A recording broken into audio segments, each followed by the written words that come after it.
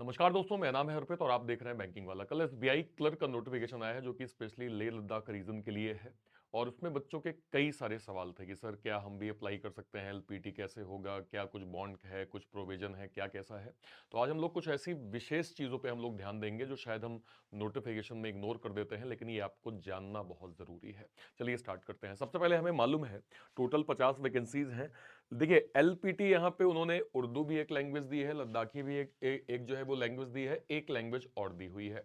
अगर आपका 10th 12th में ऑलरेडी ये लैंग्वेजेस आपने पढ़ा है तो आपके लिए मैंडेट नहीं है। बट अगर आपने नहीं पढ़ा है तो आपको एलपीटी जो है वो देना पड़ेगा। इस पे आगे हम लोग और डिटेल बात करेंगे। ध्यान रखिएगा, कोई सेक्शनल कट ऑफ नहीं है, ओवरऑल कट ऑफ के बेस पे आपके मार्क्स को यहाँ पे काउंट किया जाएगा। तो सेक्शनल कट ऑफ की टेंशन यहाँ पे बिल्कुल नहीं लेनी है। नेक्स्ट पे आ जाते हैं। नेक्स्ट अगर मैं बात करूं, देखिए लोकल लैंग्वेज पे क्या दिया है, देखिए क्लियरली मेंशन किया है those who are qualify for selection and produce 10th 12th standard marksheet certificate evidence having studied the specific opted local language will not be subjected to any language test. यानी अगर आपने 10th 12th में जो भी उन्होंने जो है वो लोकल लैंग्वेज बोला है, अगर वो आपका कोई सब्जेक्ट रहा है तो आपको फिर एलपीटी देने की आवश्यकता नहीं है। लेकिन अगर ऐसा नहीं है तो फिर आपको एलपीटी जरूर देना पड़ेगा। और ध्यान रखिएगा, एलपीटी में लोग डिस्क्वालीफाई भी हो जाते हैं। अगर आपका प्री और मेंस क्लियर हुआ है और एलपीटी में आपको प्रॉब्लम हुई है तो आप फिर आगे शायद नहीं बढ़ सकते, जो कि आगे मेंशन किया गया है। देखिए लिखा भी है, candidate who fail to qualify this test will not be offer appointment. Candidate not found proficient in specified opted local language would be disqualified। यानी कि अगर आपके पास 10th 12th की एक तो डिग्री में नहीं है कहीं मेंशन, फिर आपने एलपीटी दिया, उसमें हमने पाया कि आपको वो जो है वो लोकल लैंग्वेज उतनी बेहतर नहीं आ रही है, तो भले आपने प्री क्वालिफाई किया है, मेंस क्वालिफाई किया है, आप फाइनली आपको ऑफर लेटर नहीं मिलेगा। इस चीज को मेक श्योर करिएगा, ठीक है भाई। और आगे बढ़ते हैं। नेक्स्ट अगर मैं बोलूं तो ये तो खैर आपको पता ही है कि प्री के मार्क्स हमारे एक प्रकार से केवल और केवल एक आप कह सकते हैं पासिंग मार्क है कि हाँ ये आपको निकालना है। मेन जो आपके जो मार्क्स काउंट होंगे ये मेंस एग्जाम के जो है वो मार्क्स काउंट होंगे। मेंस एग्जाम में आपने कितना स्कोर किया है, अकॉर्डिंगली फिर आपकी मेरिट जो है वो बनेगी। प्री का स्कोर जो है वो काउंट यहाँ पे नहीं होगा। एज लिमिट मिनिमम 20 साल, मैक्स टू मैक्स 28 साल। और वो भी कब से काउंट किया जाएगा, 1/4/2000 जो है वो 24 से काउंट किया जाएगा। तो 1/4/2024 से आपकी एज मिनिमम 20 साल, मैक्स टू मैक्स 28 साल। इसमें भी कुछ रिलैक्सेशन दिए हुए हैं। अगर आप SC ST कैटेगरी से बिलोंग करेंगे तो आपको रिलैक्सेशन 5 साल का मिलेगा, ओबीसी का 3 साल, पीडब्ल्यूबीडी अगर जनरल ईडब्ल्यूएस है तो 10 साल का, पीडब्ल्यूबीडी SC ST का है तो 15 साल का, पीडब्ल्यूबीडी ओबीसी से है तो जो है वो 13 साल का। एक्स सर्विसमैन या DESM यानी डिसेबल एक्स सर्विसमैन, तो ये आपका क्या है, actual period of service rendered in defensive service +3 years, ठीक है, +3 साल। 8 इयर्स फॉर डिसेबल्ड जो है वो ex serviceman belonging to SC ST category, ठीक है, subject to maximum age of 50 years. तो ये यहाँ पे एक्स सर्विसमैन का क्राइटेरिया हो गया। विडो डाइवर्स वुमेन और जो भी जो है वो विमेन जुडिशली जो सेपरेटेड हैं उनको 7 इयर्स का यहाँ पे दिया गया है। मैक्सिमम एज लिमिट 35 साल जनरल EWS के लिए, 38 साल ओबीसी के लिए और 40 साल यहाँ पे SC और जो है वो ST कैटेगरी के लिए। ट्रेनिंग अप्रेंटिस ऑफ SBI, जो ऑलरेडी जो है वो अप्रेंटिस में है SBI में, उन्हें SC ST में 6 साल का रिलैक्सेशन, ओबीसी में 4 साल का रिलैक्सेशन, जनरल EWS में 1 साल का रिलैक्सेशन, पीडब्ल्यूबीडी जो है वो SC ST में 16 साल का रिलैक्सेशन, पीडब्ल्यूबीडी ओबीसी में 14 साल का रिलैक्सेशन और पीडब्ल्यूबीडी जनरल या EWS में 11 साल का रिलैक्सेशन भी यहाँ पे दिया गया है। तो अच्छा खासा एज का भी क्राइटेरिया हमें ठीक ठीक यहाँ पे देखने को मिल रहा है। नेक्स्ट में अगर मैं बात करूं एसेंशियल क्वालिफिकेशन, देखिए आपके पास एक डिग्री होनी चाहिए। पहली चीज, डिग्री आपका BA BCom BSc BTech कुछ भी होगा चलेगा।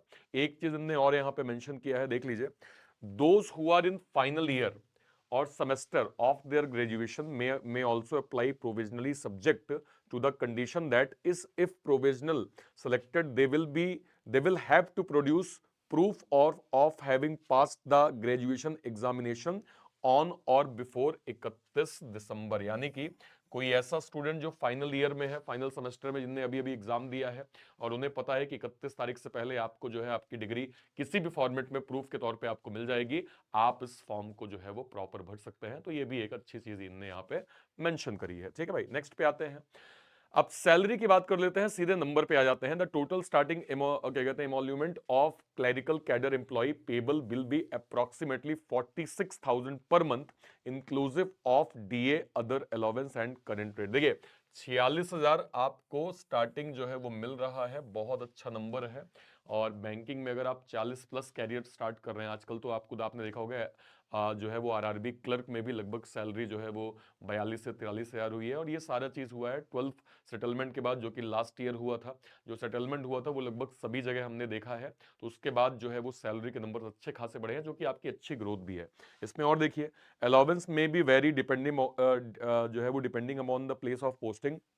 They will be eligible for reimbursement of various like funds, pension under new pension scheme, medical leave, fair, other facilities, है ना। मतलब ये कहना चाह रहे हैं कि प्लेस ऑफ पोस्टिंग के अकॉर्डिंग आपके सैलरी के नंबर बढ़ भी सकते हैं, जो कि हम इन जनरल जानते हैं कि लेट सपोज आपकी पोस्टिंग भोपाल में है और आपकी पोस्टिंग मुंबई में है, एक सिंपल एग्जांपल मैं दे रहा हूं, तो मेट्रो सिटीज का भी यहाँ पे एक जो है वो फर्क पड़ता है। अकॉर्डिंगली आपका सीए, है ना, सीसीए या फिर डीए, इन सब में भी हम डिफरेंसेस पाते हैं, और अदर अलाउंस में भी आपको रीइंबर्समेंट यहाँ पे मिलता है। ठीक है, नेक्स्ट पे आ जाते हैं।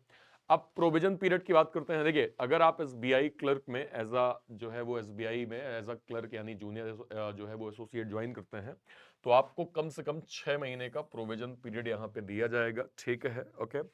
आगे क्या लिखा है for getting confirmed in the bank, failing which their provision will be extended till completion of same.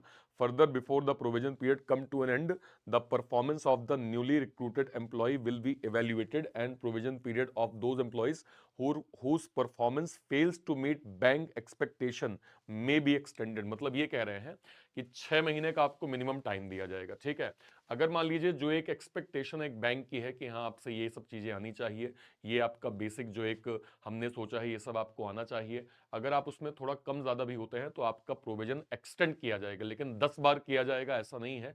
ये सोच के मत चल देना कि अरे मुझे तो काम ही नहीं करना है, एक्सटेंड हो जाएगा अपना चलता रहेगा। कंफर्म होना सबसे पहली प्रायोरिटी होती है, इसलिए फोकस करिएगा। और देखिए यार, आप जब जॉब पे हैं, आपको पता है कि आपके लिए एसबीआई की जॉब है कि एक वेल स्टैब्लिश जो है वो ऑर्गेनाइजेशन की जॉब है, और आपका कैरियर इसमें है, आपका घर चलने वाला है, तो ऐसा आप नहीं करेंगे। इसलिए पूरी ईमानदारी के साथ अपना वर्क भी आप जरूर करिएगा। ठीक है भाई, नेक्स्ट पे आ जाते हैं। अब एक इंपॉर्टेंट सवाल यह है कि सर क्या हमें फॉर्म अदर स्टेट से मैं हूं, क्या मुझे फॉर्म भरना चाहिए। आप अगर देखेंगे यहाँ पे इस एग्जाम के जो है वो सेंटर्स हैं, वो दिल्ली एनसीआर हैं, शिमला भी है ना, जम्मू है, लेह कारगिल है, मोहाली है, चंडीगढ़ है।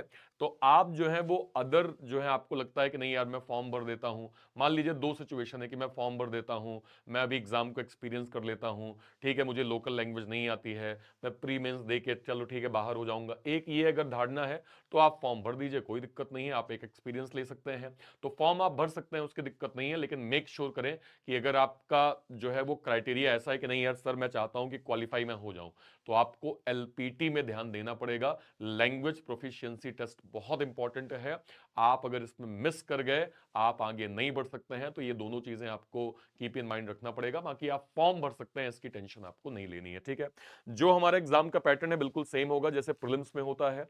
English math reasoning 30 question English, 35 math reasoning, total 100 question 100 marks, 1 घंटे का आपको समय मिलेगा। जब हम मेंस की बात करेंगे तो जीए 50 question 50 marks, English 40 question 40 marks, math 50 question 50 marks, reasoning और कंप्यूटर एप्टीट्यूड आपका 50 क्वेश्चन 60 मार्क्स, टोटल 190 क्वेश्चंस होंगे, 200 मार्क्स होंगे। 2 घंटे 40 मिनट का टोटल हमें समय दिया जाएगा। और कल मैंने इसका सिलेबस भी आपको जिक्र किया था, ये सिलेबस आपका कंप्लीट मैथ्स का प्री और मेंस का रहने वाला है, जहां पे स्पीड मैथ्स, डीआई, अर्थमेटिक, इसके अलावा स्पीड मैथ्स है ना, डीआई के हाई लेवल पैटर्न, अर्थमेटिक के हाई लेवल पैटर्न, ये आपका मैथ्स का सिलेबस हो गया। रीजनिंग में मैंने आपको आपको कल बताया था कि सिटिंग और पजल एक अलग सेक्शन है, क्योंकि लगभग 60 to 70% जो है वो वेटेज प्रीलिम्स में पजल का होता है। और उसके बाद मिसलेनियस पैटर्न में alpha numeric series, blood relation, direction, coding, syllogism, inequality है ना, अल्फाबेटिकल सीरीज। ध्यान रखिएगा, मैं डेली सेम चैनल पे 12 बजे पजल का सेशन लेता हूं, जहां पे हम लोग पजल को स्पीड में जो है वो सीखते हैं। तो आप सभी लोग मेरे साथ डेली 12 बजे इस सेम चैनल पे पजल स्पेशल शो में ज्वाइन कर सकते हैं, जहां पे हम लोग डेली न्यू पैटर्न की लगभग 15 पजल की प्रैक्टिस करते हैं। और एक दिन में अगर आप 15 पजल रिवाइज कर रहे हैं, मोर देन सफिशिएंट आपकी प्रैक्टिस में हो जाएगा। तो आप सारे के सारे बच्चे डेली जो है वो दोपहर में 12 बजे मेरे साथ पजल स्पेशल सेशन में जुड़ सकते हैं। इसके अलावा अगर मैं मेंस की बात करूं, तो machine input, data sufficiency, coded blood, coded direction, coded syllogism, coded inequality, logical में assumption, argument, course of action, cause and effect, drawing inference, इसके अलावा आपका डिसीजन मेकिंग, ये सारी चीजें आपसे पूछे जाएंगे।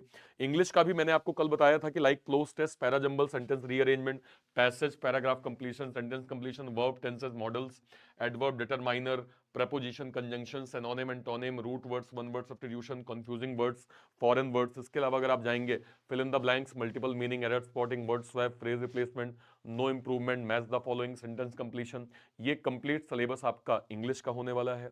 जीए का अगर हम बात करें, 6 से 8 महीने की करंट अफेयर आपको आनी चाहिए, जिसमें नेशनल और स्टेट्स के affair, economical, banking, business news, appointments, resignation, summit, conferences, important days and events, MOU, merger, acquisition, India और वर्ल्ड की बैंकिंग सिस्टम के बारे में, इंडिया और वर्ल्ड की रेगुलेटरी बॉडी, मनी मार्केट कैसे काम करता है, भारत का बैंकिंग सिस्टम क्या है, बैंकिंग की टर्मिनोलॉजी क्या है। इसके बाद जब हम स्टैटिक की बात करेंगे, तो स्टैटिक में आपके इंडिया के स्टेट्स और कल्चर, कंट्रीज, कैपिटल दे और उनकी currencies, national parks, wild life sanctuaries, सांसद और उनके संसदीय क्षेत्रों के बारे में आपको पता होना चाहिए।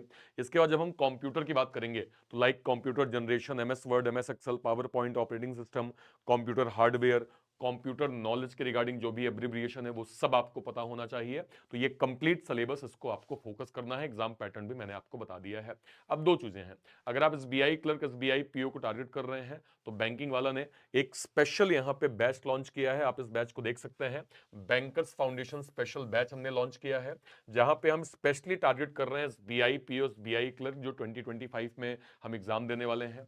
कंप्लीट आप देख सकते हैं, प्री और मेंस की कंप्लीट कवरेज होगी, 400 प्लस लाइव क्लासेस होंगी, 3800 प्लस प्रैक्टिस क्वेश्चंस होंगे, 150 प्लस हैंड रिटन नोट्स होंगे, 170 प्लस मॉक टेस्ट होंगे, और आपको 24/7 डाउट्स की फैसिलिटीज यहाँ पे इस बैच में दी जा रही है। और इसमें वो बच्चे जो बिल्कुल बिगनिंग लेवल से तैयारी करना चाह रहे हैं, उनको हमने यहाँ पे टारगेट किया हुआ है। इस बैच को आप अवेल कर सकते हैं बैंक महापैक के अंदर। बैंक महापैक क्या होता है, अगले एक साल तक जितने भी banking, insurance, SEBI, NABARD, RBI, FCI, NIACL, GIC, इन जितने भी नोटिफिकेशंस के जो भी बैचेस बनेंगे, वो सब आपको बैंक महापैक के अंदर एक साल तक फ्री ऑफ कॉस्ट मिलेगा, जिसकी एक साल की फीस केवल और केवल 2799 रुपए रखी गई है। तो आज के आज जो है वो बैंक महापैक के जरूर अवेल करें और बिल्कुल बेसिक से जो है अपनी स्टडी करना स्टार्ट करें। कहीं भी कोई डाउट होता है, वीडियो के कमेंट सेक्शन में अपनी बात आप जरूर बताइएगा। टिल देन, जय हिंद, जय भारत, थैंक यू।